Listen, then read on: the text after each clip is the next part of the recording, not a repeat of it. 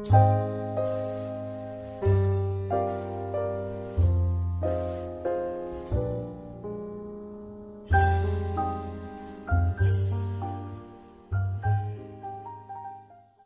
Wallach is an expert on nutrition and longevity and is the famed author of the audio message, Dead Doctors Don't Lie, which has been heard by more than 50 million people.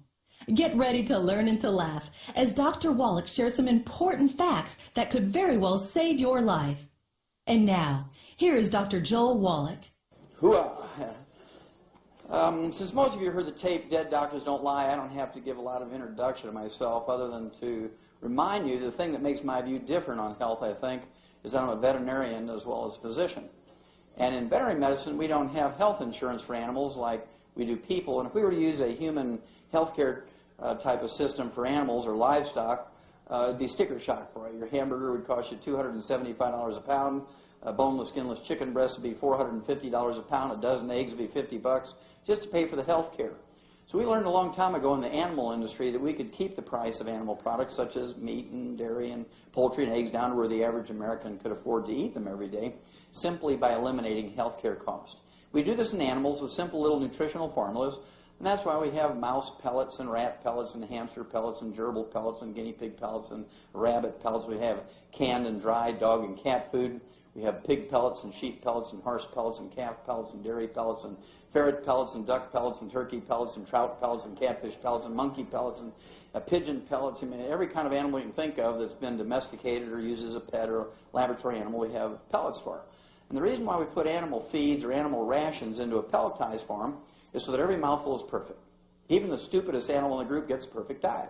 They can't sort through and just eat only the sunflower seeds or the raisins. Every mouthful is perfect. And we do that to standardize production. And it's been a real blessing for the agricultural industry. We were so successful that over the last 75 years, we were able to eliminate 900 different diseases. We've doubled and tripled lifespans of animals with these simple little nutritional formulas. And as a veterinarian, it always was kind of interesting to me that we didn't use that same technology for people. We only spent $100 billion figuring all this out for animals over a 75-year period, which is nothing, as you will see tonight, compared to what we spend for human health on a yearly basis. So it's a pittance to eliminate 900 different diseases in animals. Well, one of the things, before I became a physician, I was involved with a big research project with Marlin Perkins from the old Mutual of Omaha Wild Kingdom show. How many remember Marlin Perkins? Great gentleman. And I was really, really honored that he would think of me as a wildlife pathologist. I was in Africa actually doing conservation work, and he sent me a telegram, invited me back to the States in the mid-'60s because he had gotten a $7.5 million grant from the National Institutes of Health. And this was to study pollution in the environment and the world ecology. And my job on the project was to do autopsies of animals that died of natural causes in the big zoos around the United States, because big zoos tended to be associated with big cities. And if there was any pollution problems going on in the cities, there was bound to be an animal in the zoo population that would be sensitive to the pollution. And we could use that animal much like the old coal miners used to use canaries. You know, they'd take the canary down to the mine, and if a little gas or methane would leak into the mine, the canaries were much more sensitive than the men, and they would drop off the perch and die long before the men were in danger of blowing up or suffocating. So that was the purpose of the study. Well, to make a long story short, over some years I had done 17,500 autopsies on over 454 species of animals and 3,000 human beings for comparison. And what I learned, ladies and gentlemen, was that every animal and every human being that dies of natural causes dies of a nutritional deficiency disease. I'm going to repeat that because that's a very profound observation. Every animal and every human being that dies of natural causes dies of a nutritional deficiency disease. And of course, that was poo-pooed by many medical experts back then, because how could anybody die of a nutritional disease in America, right? There's no evidence to support the claim that we can prevent and cure diseases with vitamins and minerals. Raise your hand if you ever heard some version of that. No evidence to support the claim you can prevent and cure diseases with vitamins and minerals. Doctors say that, experts say that, professors say it, bureaucrats say that, everybody says that. Well, how many of you ever heard of scurvy? Raise your hand. Sure, you know you can prevent and cure scurvy with vitamin C? How many of you heard of rickets? Raise your hand. You know you can prevent and cure rickets with vitamin D? How many of you heard of goiter? Raise your hand. You know you can prevent and cure goiter with iodine and copper and selenium? How many of you heard of anemia? Raise your hand. Golly gee, you know you can prevent and cure anemia with iron and copper and folic acid and vitamin B12? And what about things like beriberi with congestive heart failure? You know you can prevent and cure that with thiamine or vitamin B1. And what about pellagra with all the emotional stuff and schizophrenia and diarrhea and all the skin diseases that go along with pellagra? You can prevent and cure that with vitamin B3 or niacin. And all the essential nutrients are called essential nutrients because if you don't have enough, you get diseases. If you get the disease, you take the nutrient, it goes away. So any doctor, any expert, any bureaucrat, any professor, anybody who says there's no evidence to support the claim you can prevent and cure diseases with vitamins and minerals is a fool. And you don't want to have a fool for a doctor. That's the last person you want to have as a fool as a doctor, right? Diabetes. An epidemic disease in the United States. There's 1 million new cases of diabetes every year. There's 32 million diabetics as we speak right now in America. 30 million of the 32 million diabetics are adult-onset type 2 diabetics. They make up the bulk of the diabetic population. And adult-onset type 2 diabetics make more insulin than non-diabetics. So there's not an insulin problem with them. And usually if you're asking about insulin, say, well, I've got insulin. How can I be a diabetic? And so doctors say, well, you've got insulin-resistant diabetes. It's not working. The reason why it's not working is you're deficient in 2 trace minerals, chromium and vanadium, and their cofactors necessary for them to work, which are required by your insulin to work in your body. You can make tons of insulin, but if you don't have those trace minerals, your insulin's not going to work.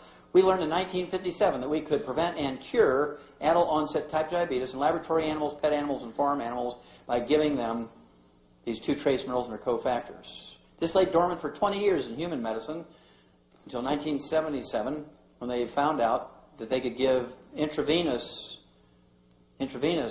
chromium and vanadium and their cofactors to people who had diabetes, and they were unconscious from head injuries. They were in a coma.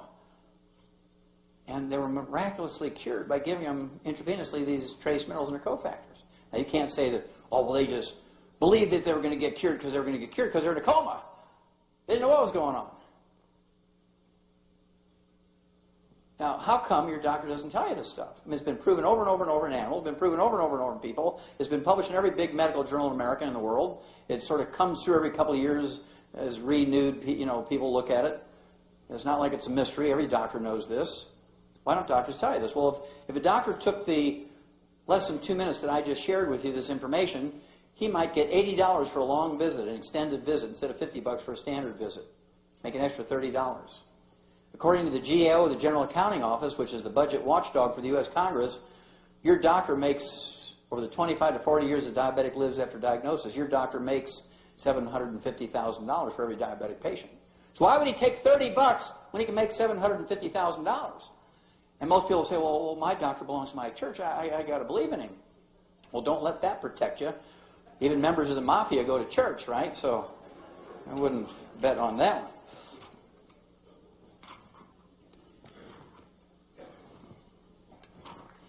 According to the U.S. Department of Agriculture, 100 years ago, Americans were eating ½ a pound of sugar per person per year. ½ a pound of sugar per person per year. Today, 100 years later, according to the U.S. Department of Agriculture, Americans are eating 157 pounds of sugar per person per year, or now we're eating ½ a pound a day. So in 100 years, we've gone from ½ a pound of sugar per person per year to ½ a pound of sugar per person per day. That, plus the deficiency of these nutrients in our food, has resulted in this epidemic of diabetes. Do you think our genetics has changed that much? I don't think so. If you look in the book Rare Earths Forbidden Cures, one of our books, the guy who's doing all this study on these 2 trace minerals back in the 1950s, actually, Dr. Walter Mertz, went back into the 1940s and began to look at chromium levels in American blood, and he found out there was a big range in 1948, micrograms per liter of parts per billion, 28 to 1,000. In 1971, it dropped to 13. In 72, it dropped to 10. In 73, our chromium levels in our blood dropped to 4.7 to 5.1. In 74, it dropped to 0.73 to 1.6. In 78, it dropped to 0.16. Is it going up or down? It's dropping like a rock. Well, in 1980, it went up 3 times over 1978 values to 0.43. Why did that happen? Remember 1977? They were publishing all these papers on how chromium and vanadium was good for you. And so everybody was taking chromium and vanadium. They were running to health food stores and taking it. And so everybody's blood levels of chromium and vanadium went up. But because they couldn't cure diabetes with chromium and vanadium without all those other cofactors, In 1985, it went back down to 0.13 because people got frustrated because it wouldn't work if you just use those two trace minerals without the other cofactors. So between not having enough of these nutrients, the chromium and vanadium, and their cofactors in our food anymore, and eating all this sugar, more sugar, less chromium and vanadium, we have an epidemic.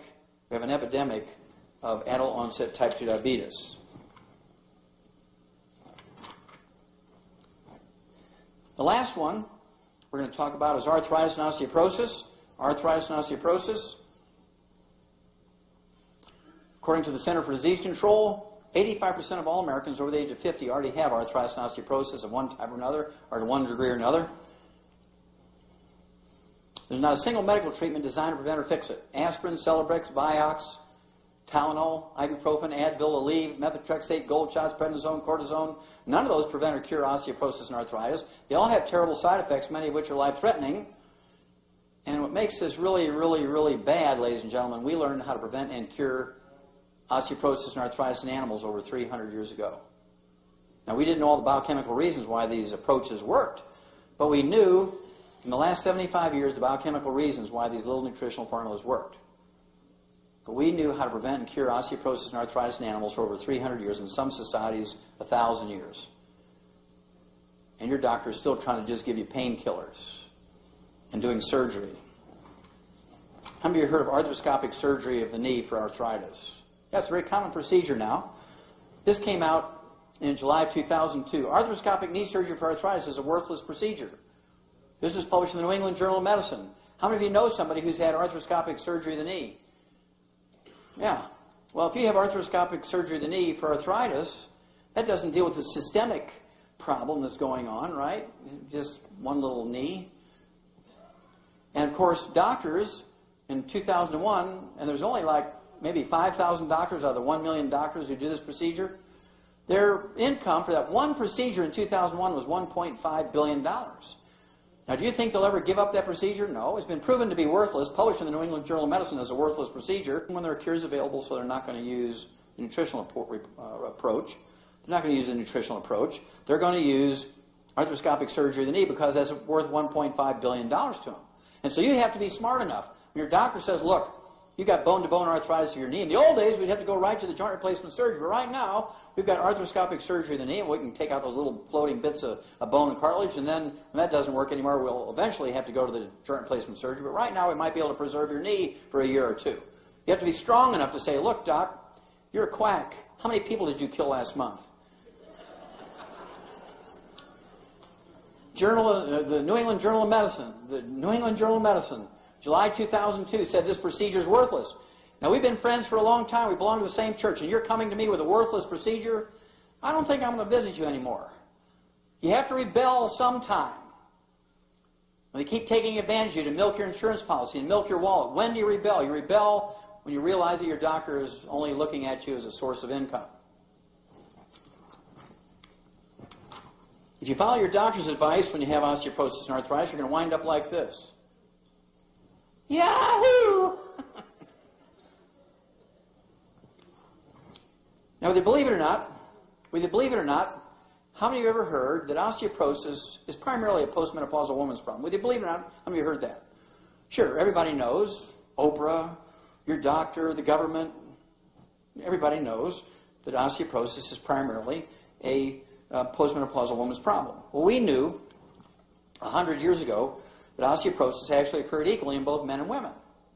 It only became a postmenopausal woman's problem in 1958 when they came out with HRT. Because can you justify treating osteoporosis and preventing osteoporosis with estrogen if both men and women get it at the same rate? No, you couldn't.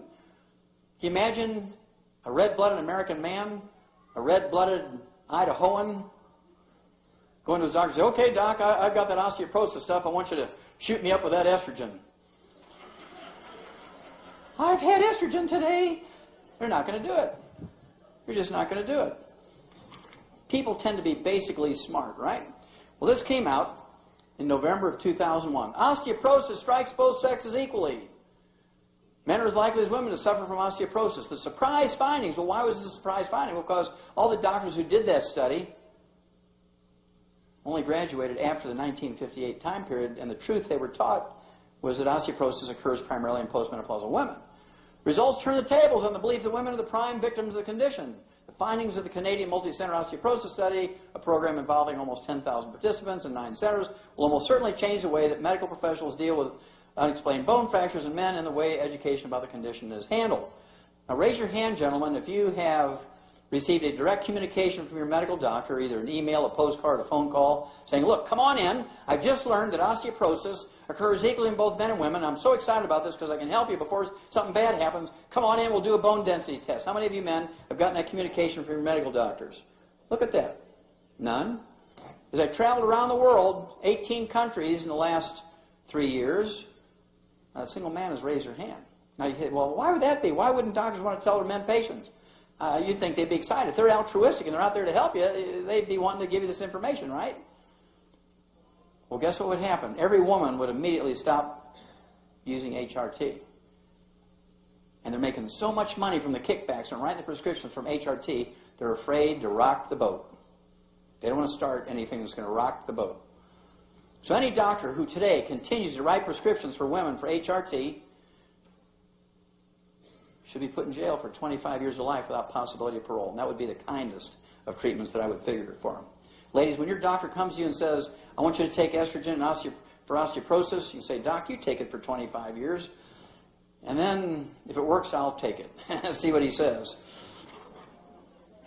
One of the other things you have to do besides taking all the raw materials to rebuild your bone and cartilage and ligaments and tendons and connective tissue is to give up carbonated drinks. Carbonated drinks are the single greatest contributor to osteoporosis and arthritis and fractures of the bone. They interfere with the absorption of nutrients, especially minerals, digesting protein. This actually, the original study was done 10 years before this at the Harvard Nurses Health Study, 90,000 nurses, 20 years of data, and these were all nurses over age 35. They found out that the nurses drinking carbonated drinks, soft drinks, even diet drinks, instead of water during the day, had a 500% increase in risk of osteoporosis and fractures over the water drinking group. So they went and did the study in junior high school girls, 460 junior high school girls in 9th and 10th grade. They found out that the same thing was exactly true for them. Why did they only look at nurses and girls? Because they believed it's primarily a woman's disease. But believe me, it occurs in boys too. So if you have young athletes, whether they're girls or boys, if you have osteoporosis in your family or arthritis, if you have it or don't want to get it, you got to give up carbonated drinks. Doctors should be telling you this every time you walk in the door. You got to give up carbonated drinks. I'll answer questions in just a moment. I just want to remind you that if you don't take care of your own destiny, if you don't take hold of things and take control of your own destiny, life is going to take care of your destiny for you, and usually it's not very nice. And so if you take control and rebel a little bit, be one of those mean, feisty little people that defy their doctor, but you have to do it with education. You just can't do something bad. You have to know what you're doing, educate yourself, and the odds are you're going to save yourselves an enormous amount of unnecessary misery. You're going to save yourselves a gob of money, and you're going to have many, many, many healthful years to your life. It will definitely help you to educate yourself. Education is power. Education with action is superpower. Don't let somebody else, even a doctor, determine your future. You've got to make those determinations yourself.